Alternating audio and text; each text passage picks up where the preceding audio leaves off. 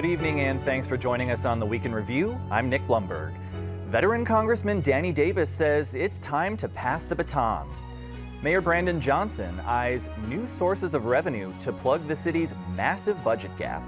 And Chicago Cubs fans say goodbye to the legendary Ryne Sandberg. We're covering all that and plenty more tonight, and there's a great panel here to help us do it. They are Quinn Myers from Block Club Chicago, Alden Lowry from WBEZ, Kate Armanini from the Chicago Tribune, and Chris Jones, also from the Chicago Tribune. That's the Trib side of the table over there. Let's get right to it. Thank you all for being here. So as we said, after nearly 30 years in Congress, 83-year-old Danny Davis said this week he will not run for re-election next year. Here is a clip from his announcement. Yeah, the road has not always been the easiest. Yes. But I tell you, I've had so much fun doing this job. I would do it for nothing. I would pay to do it. Oh, yeah.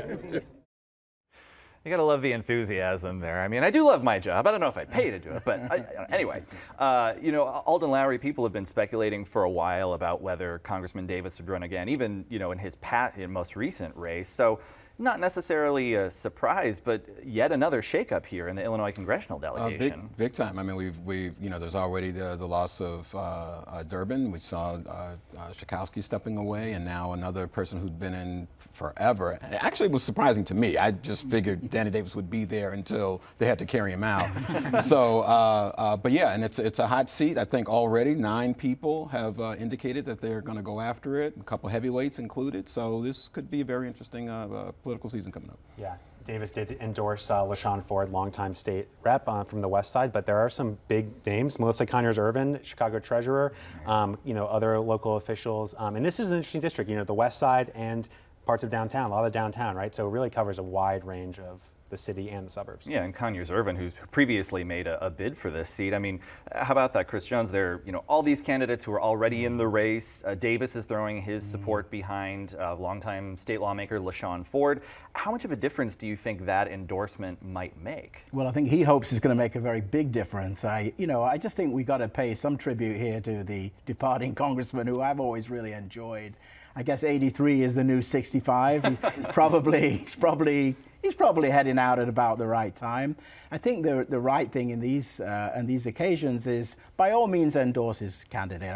He's absolutely fair and right to do that. But ultimately, the voters should be able to, you know, it shouldn't be a kind of a pass down by fiat. It should be an open contest between, as Alden was saying, very good candidates. And so I think it should be an interesting race. Well, at least in this instance, we can say that Shawn Ford isn't related to Danny Davis, so it's not quite the Chicago political tradition there. Well, we've got a looming budget deadline here facing Chicago public schools. Yesterday, Illinois lawmakers held a hearing on the state of the school district's finances.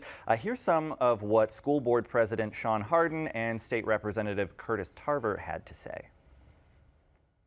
But no matter how committed we are, no matter how committed our school communities are, we can't do this work alone. We need the partnership of the General Assembly. This is not a single entity's problem to solve. This is our shared responsibility, and one we must address. I don't think that it's the job of Springfield to rescue the school districts that might have been irresponsible with one-time money they received. Poor fiscal management on the part of the local government is not necessarily the responsibility of Springfield, except that it has been in the past. So Kate Armanini, you know, fairly testy exchanges there, you know, debating the problems and who's to blame, but how much did we hear in the way of solutions? Yeah, I think the hearing really underscores how there isn't really a clear plan, especially with just 3 weeks left to address Chicago Public Schools budget. There are a couple options that have been floated that could include more cuts, which is obviously, you know, definitely would have a significant impact on schools. There's the possibility of a loan, but that would be a short-term, high-interest loan, which also comes with some challenges, so it'll definitely be interesting to see how it shapes out. And we've already seen, you know, CPS making some trims to its budget. You know, what's the latest there? Yeah, so far officials have identified about $160 million in cuts, and that's mostly in the central administrative office, some positions as well, but there's still millions and millions that need to be addressed. The latest number is still that $740 million deficit, and just not really a clear plan on how to approach that. Yeah, and it doesn't seem like the state legislature here is particularly interested in riding into the rescue. I mean, we have this crazy situation right now where all of these Chicago entities are essentially relying on Springfield to come riding to the rescue. You've got CPS, you've got the CTA, and you've even got the sort of the whole city itself, all essentially saying, I mean, they use words like partnership, but what they're really saying is come and give us money so that we don't have to make any of the necessary cuts. And it's not going to go down in Springfield, not for all of these entities with this level of money without, showing Springfield that there's some kind of responsible fiscal management going on. And obviously a fairly strained relationship or sort of limited relationship with Mayor Brandon Johnson and state lawmakers doesn't necessarily help that situation either. No, it definitely does not. I mean, I think one of the three will happen somehow, whether that's with CTA getting some kind of reform. Nick, you've reported a lot about this. Are they going to merge? Yeah. Is there going to be some kind of new oversight? I do think that is probably the most potent for politicians to say we need to have our buses and trains continuing to run. But again, what about CPS? What about cuts to the classroom? And what about the city's general fund too, which is, as we're going to talk about, a mess. And for CPS parents and families, sort of the stress of worrying what's going to happen. Yeah, especially when it's unresolved this late into the summer. I mean, this is an annual thing with CPS. The one other thing around the state in terms of being, people seeking rescue from the state. I mean, the state has its own fiscal challenges. So. Oh, that old thing. Minor details, Alton. Well, speaking of the budget woes here in the city, Mayor Brandon Johnson this week floated the idea of some new revenue streams to aid the city's finances. Let's take a listen. I'm going to go after progressive revenue. That's what the people of Chicago and working class families in particular want us to see us to do. We're the fourth wealthiest city in the richest country in the world. In fact, we are the 10th wealthiest city in the entire world. So I think it's important that we look at, in a very meaningful way, how those individuals with means, particularly our billionaires and ultra rich who have benefited from a growing economy, can put more skin in the game. All right, Quinn, so what are some of the ideas that are on the table? Well, the mayor, like you said last year, everything is on the table. I take that to mean what you want it to mean. But reporters did drag out a few ideas from him at that press conference the other day. One is a possible reinstatation of the corporate head tax. That would be a couple dollars per employee of companies over a certain size. This was actually in existence for a couple decades before Rahm Emanuel phased it out, I think about 15 years ago, saying it was a job killer. Another one is this payroll tax that we still don't know too much about, but would levy a significant tax on, again, big companies and certain employees who are making, I think, over $200,000. And then there's this thing called pilot, which is payment in lieu of taxes. And so in Chicago, like every big city, we have these big nonprofits, hospitals, universities that do not pay property taxes. And in cities like Boston, they've basically been like, hey, will you chip in a little bit to help us out here? That's been talked about here, but again, there is no obligation for these entities to actually put up that money. And then there's a whole level of taxes and fees that would impact the Chicagoans directly, garbage fees, liquor taxes, smaller stuff like that. And the mayor says property taxes are not on the table. We'll see. I mean, that is the most consistent way and reliable way to bring in money because you know what you're going to get. But the mayor says it's off the table. But last year he said he was going to put forward a $300 million property tax. That didn't happen. The city council rejected that. And we heard one of the city's, top financial officials early, a couple weeks ago say, well, we're probably going to do it. And now the mayor says, no, we're not going to do that. So it's kind of tough to know which way they're going here.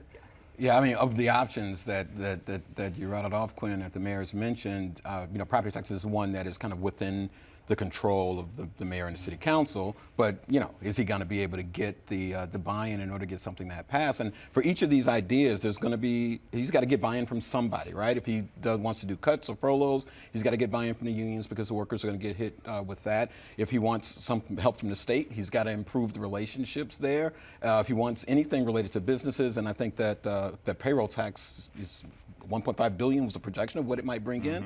So that would be a great thing for the city, right? But how's he going to get the business community to go along with that? So in addition to trying to come up with something unique and effective, he's also got to build relationships in order to get somebody else around the table to say, okay, we'll give you this in order to help save the city. The one positive perhaps in all of this is that the problem is so bad. $1.1 billion is an incredible deficit.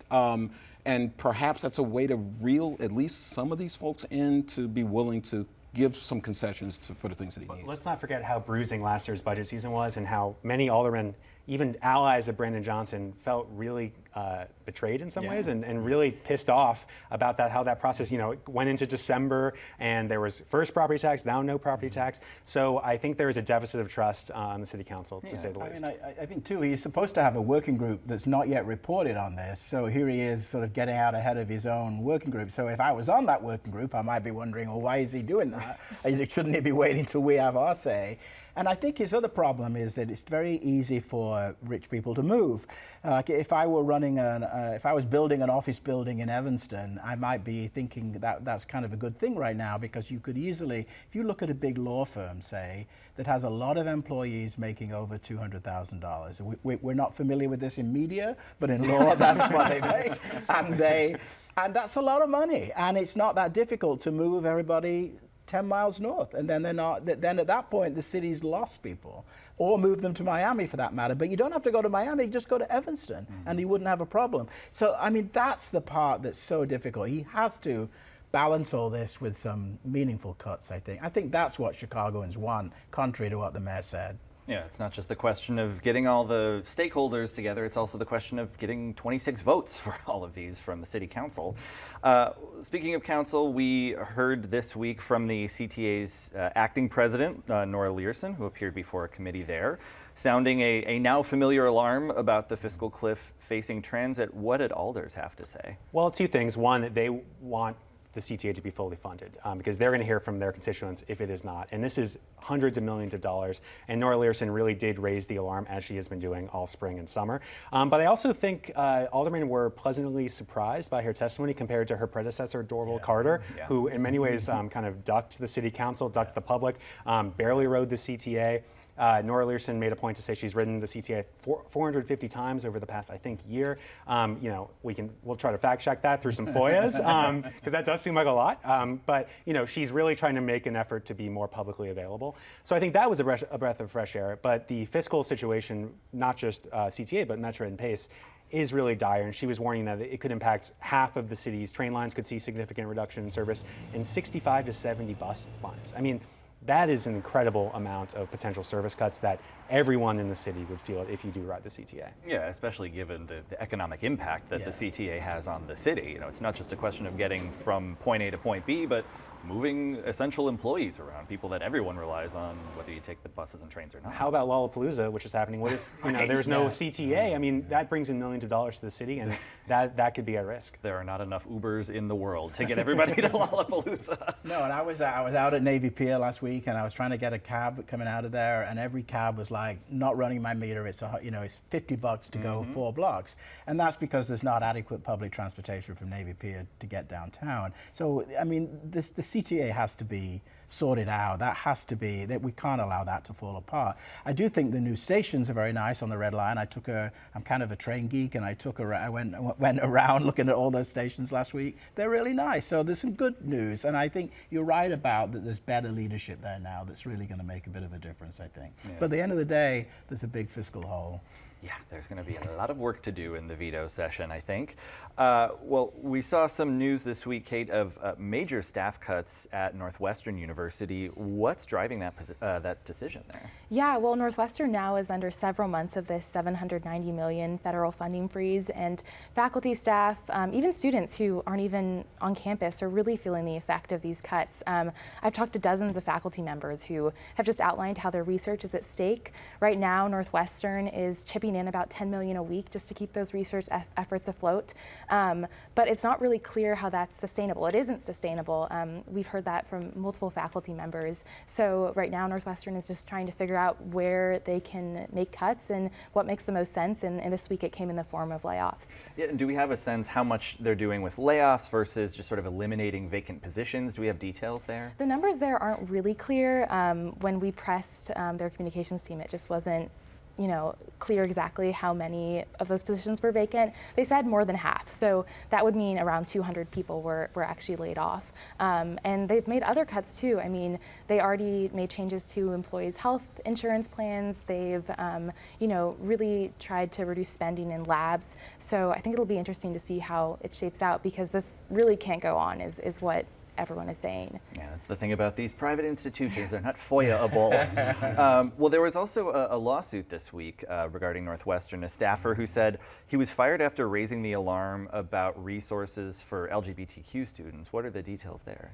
Yeah, so I think this offers kind of an interesting glimpse at what's going on in terms of internal pushback to all these changes at the federal level. This was the former director of Northwestern's Gender and Sexuality Center, and he is suing after he was fired for pushing back against the university scaling back on the center's digital presence. So that includes resources to trans kids and other mental health resources. He sent out an email to staff, and he said because of that he was fired, which he says was retaliatory, and I think it's just really interesting to see how faculty are responding in wake of all these changes at the federal level. Yeah, it'll be interesting to see how that case plays out. Well, Chris, late this afternoon, we got word that the governor did in fact sign into law a so-called pension sweetener for Chicago police and firefighters. Bad idea. Well, tell us more about that, my friend. Well, I mean, it's not that complicated. The city can't afford it. Here you have as everybody knows, the public pensions have been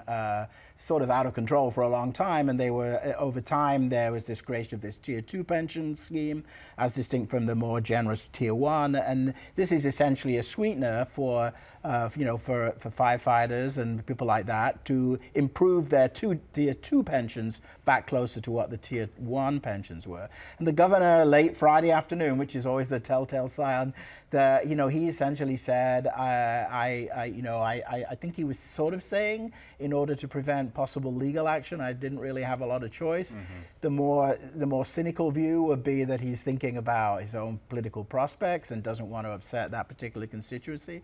I think the reality there is it's sort of an unfunded mandate on Chicago, and we've been talking all the last 20 minutes about the city's fiscal situation. This makes it worse, and it's a problem, I think, and I was sort of surprised he did that, frankly. I don't know what everyone else thinks. Where was the mayor on this? We barely heard. I think he was asked about it. He didn't give a very definitive statement either against or in support. You're right, the city can't afford this. I think if Mayor Brandon Johnson had come out and said, please don't sign this, let's rework something in veto session and possibly figure something out, the governor probably wouldn't have signed it if the mayor had said, I don't want this. Again, Johnson's probably in the same political position as you want to, give a boost to the police and fire, right? So it is a tough calculation, but I was surprised we didn't hear more from Mayor Johnson. Yeah, the mayor does not want to see attack mailers in his next election that he doesn't care about, police and firefighter retirement. So in any case, Alden, organizers, some city officials this week calling on immigration agents to stay away from Pilsen's Fiesta del Sol, huge draw going on for many, many decades. Comes on the heels, of course, of federal agents showing up at the Puerto Rican Arts and Culture Museum. So far, have we seen in Chicago the kind of immigration crackdowns at events like these that could draw large Latino crowds? There's been fear of that kind of crackdown. I don't believe we've seen it realized. Certainly the presence of those agents at the Puerto Rican History Museum certainly fired people up. I think what we have seen more of is kind of very targeted kind of enforcement. There were, I think, as many as 10 people who were picked up. They were essentially summoned to report to the immigration office to essentially to register or something like that. Yeah. And when they showed up, there were agents there waiting for them, and they were apprehended. So we've seen things like that. But yeah, I don't think the great fears have been realized. But broadly speaking, enforcement is up, detentions are up, deportations are up, and they've been gradually increasing since Trump retook office. So there's certainly reason to perhaps be afraid, but yeah, we haven't quite seen those fears realized. I think reasonable people could agree that a festival like that is not the place for that. And I don't think you have to be a sort of to not believe in immigration enforcement to think that. So I think, again, that's a kind of a crazy place for immigration officials to be. Yeah. People should be able to go out and enjoy a festival. That's not the place for it. Well, switching gears, Pun intended, I think. Secretary of State Alexi Giannoulias taking on car insurance companies, arguing the way that they calculate rates based on things like zip codes, credit scores is pretty fundamentally unfair. I mean, Alden, is it unusual to see the Secretary of State kind of take on something like this, do you think? Perhaps. I mean, I guess you could argue it's Secretary of State is dealing with everything with regard to car registration and all of that, and so maybe this is something that got on his radar, and he's jumped out there. And Giannoulias was on top of this issue, I think, a year ago. It issued some press release talking about the ways in which car insurance companies come up with their rates. One thing I will say is that there's a study I looked at just last week, national study showed that ranked states by the highest and lowest zip codes in terms of their car insurance rates. Illinois ranked 12th for having the 12th widest gap in the country. When you looked at the demographics of the highest and lowest zip codes for these 50 states in the District of Columbia, largely majority white zip codes with the lowest rates, and largely zip codes of color, black mostly, and then white Latino next there. So Giannoulias may be onto something with this in terms of, even if it's not the intention, if the impact, though, of how they're setting their rates is having a disproportionate impact on certain communities. Yeah, even if it's not intentionally discriminatory, it's still costing people a lot more money. Yeah. All right, to a car story of a very different kind. Quinn, drivers are going to be periodically barred from Milwaukee Avenue. What's happening there? Well, okay, only for 3 Sundays. I was talking about this today on a podcast, and some people act like this is a battle for the soul of Chicago, whether their street's going to be closed, and it really does matter. But this is the last Sunday of the month, August, September, and October. The Alderman's office, Alderman LaSpada, and the Wicker Park Chamber of Commerce, they're closing down Milwaukee Avenue, the main thoroughfare of Wicker Park, to car traffic, encouraging people to come out, shop, hang out, walk around, pedestrianize the street. We've seen an increase in stuff like this. I mean, State Street famously was pedestrianized for, I think, almost 20 years until the mid-90s. Wasn't a success, but in the past couple years, we've seen Sundays on State. That's a couple times a year where they do a similar thing and have vendors out there. It's been a success. I think most people I talk to are excited to give this a try and see if it does impact business. In Lincoln Square, there was a similar thing, although that was because of a construction project. It was a little less unplanned, and they had to extend it at the last minute. So there was some negative business feedback there. This seems done more in conjunction with businesses on that strip. Yeah, people do kind of lose it when you take away their parking, but this seems like it's fairly well planned. Well, as we mentioned this week, Baseball Hall of Famer Ryne Sandberg died at 65 after a fight with cancer.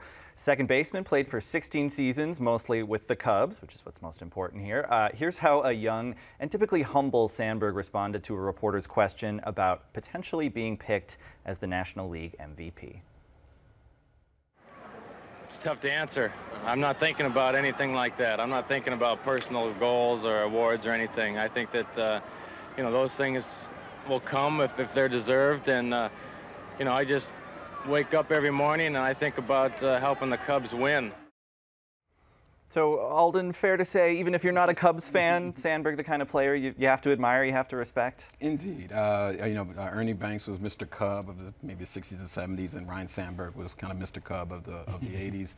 I still get chills thinking about that game when he hit those home runs off Bruce Sutter, and when the Cubs were in the mid-80s and during their good run then. Just a quintessential Cub and really humble and great spokesman for the club and for baseball overall. Yeah. The guy who, after his playing, left in order to sort out his personal life, sorted that out, was open about it, and then came back. I live right by Wrigley Field. I walked the dog over to the sign, there it was, and I walked, saw people at the statue. It was a great Chicagoan. Yeah, and not a lot of people get their statue outside of Wrigley Field, so that means he was really something. Yeah, absolutely. And I mean, he's kind of seeing the outpouring from folks this week. It's pretty remarkable, so here's to him. All right, well, that's all the time that we've got for today. So our thanks to Quinn Myers, Alden Lowry, Kate Armanini, and Chris Jones. And we're back to wrap things up right after this. Tonight's presentation of Week in Review is made possible in part by Ann and Rich Carr, BNSF Railway, and Francine and Dr. Anthony Brown.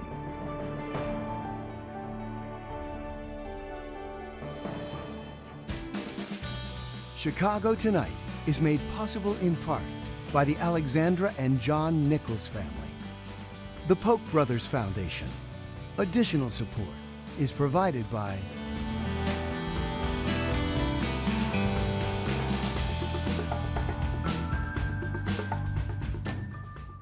And that's our show for this Friday night.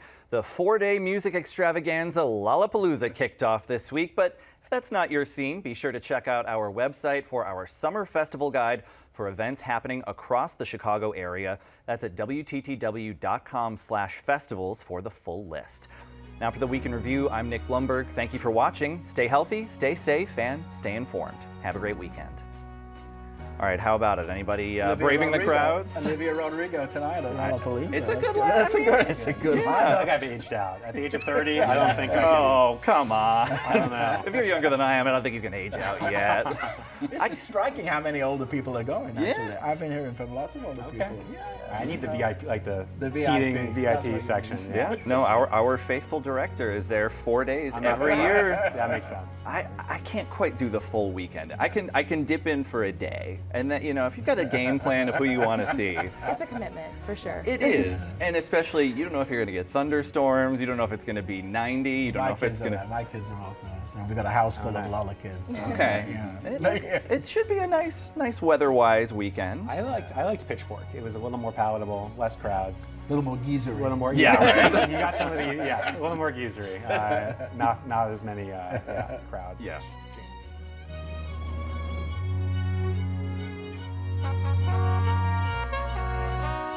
Closed captioning is made possible by Robert A. Clifford and Clifford Law Offices, a personal injury law firm working to preserve the dignity and rights of all individuals.